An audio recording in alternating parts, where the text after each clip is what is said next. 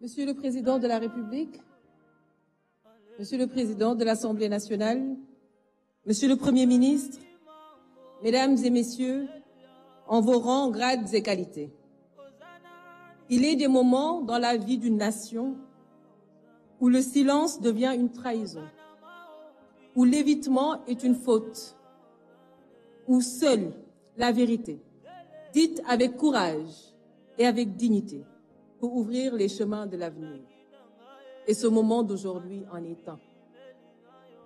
Si nous sommes réunis ici, ce n'est ni pour meubler l'agenda républicain, ni pour prêter à une mise en scène institutionnelle. Nous sommes venus répondre par conviction et nous sommes venus répondre par devoir. Parce que l'écoute, la concertation et le respect de la vérité sont au cœur de notre ADN politique.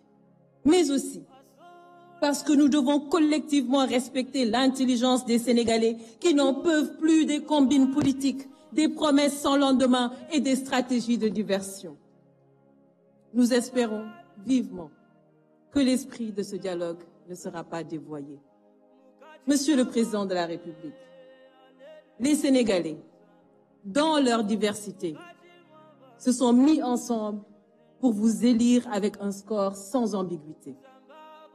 La plus belle manière d'honorer ce choix est de rassembler et de réconcilier le peuple autour de l'essentiel. C'est pourquoi nous attendons de ce dialogue un engagement sincère des autorités à tous les niveaux. Il est temps de changer de ton et d'abandonner les discours agressifs. La parole publique doit retrouver sa dignité. Le débat politique doit être assaini, purgé des injures et des insanités qui n'y ont pas leur place.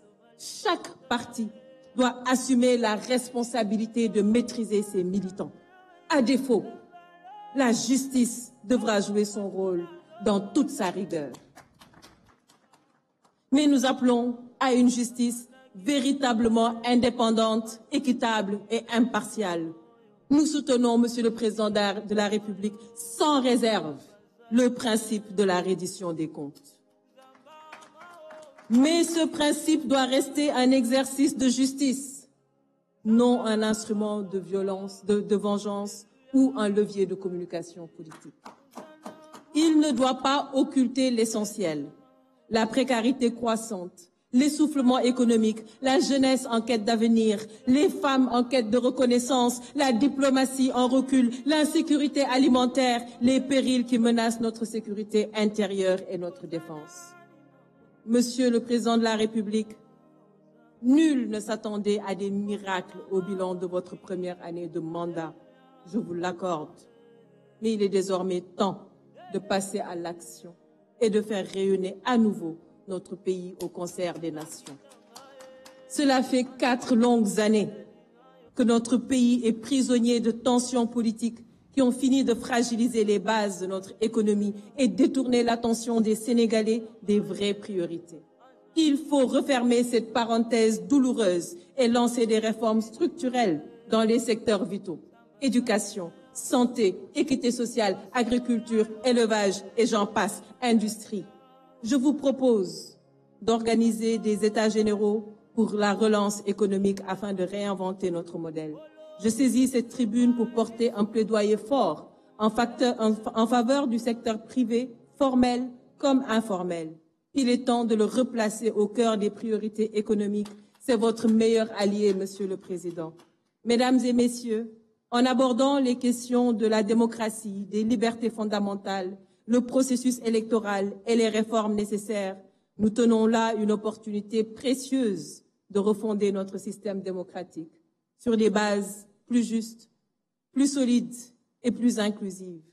Mais cette refondation sera incomplète si elle ne s'accompagne pas d'un véritable renforcement de la place des femmes dans l'espace politique. Notre sous-représentation dans les sphères de décision est une réelle défaillance démocratique. Une démocratie sans les femmes est une démocratie amputée, Monsieur le Président de la République. Je salue la présence responsable de la société civile et de l'opposition. Opposition qui, comme vous pouvez le constater, n'a rien de résiduel.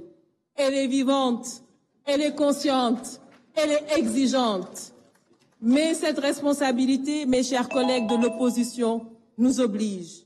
Car le peuple ne pardonnera plus les marchandages obscurs, les postures opportunistes ou les logiques d'appareil.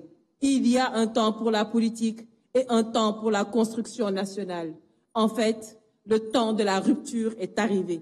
Et c'est pourquoi nous devons réaffirmer notre engagement exclusif au service du citoyen. J'appelle à un renouveau politique et générationnel fondé sur la compétence, l'éthique et le courage d'agir.